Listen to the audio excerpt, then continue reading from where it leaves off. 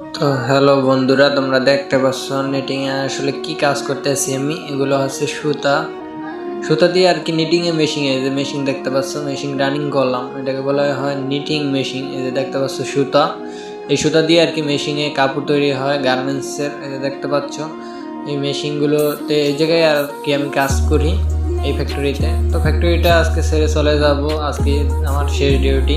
এই জায়গায় আর ডিউটি করবো না, অনেক স্মৃতি আছে এই অফিসে। তো দেখো কিভাবে সুতা লাগাইতে হয়। সুতা কাইটে গেছে, মেশিন বন্ধ। সুতা কাটলেই কিন্তু মেশিন বন্ধ হয়ে যাবে, এই কারণে ওই যে সুতা দেখো কত মেশিন যে সুতা লাগাইতেছি। সুতা লাগিয়ে তারপরে মেশিন রানিং করব। এই যে দেখতে পাচ্ছ সুতা লাগানো হয়ে গেছে। সুতা হাওয়া দিয়ে লাগাইতে, তারপর মেশিনে হইলে পেঁচাইয়া ভালো করে তারপরে রানিং করতে হবে।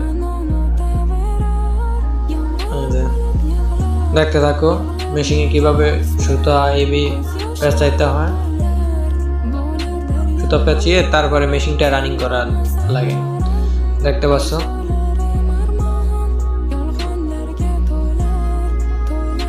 সম্পূর্ণ এরকম ভিডিও পেতে হলে অবশ্যই চ্যানেলটি সাবস্ক্রাইব করে পাশে থাকো এবং ফেসবুক পেজটি ফলো করে তাকে। এই যে দেখো মেশিন রানিং করে দিলাম।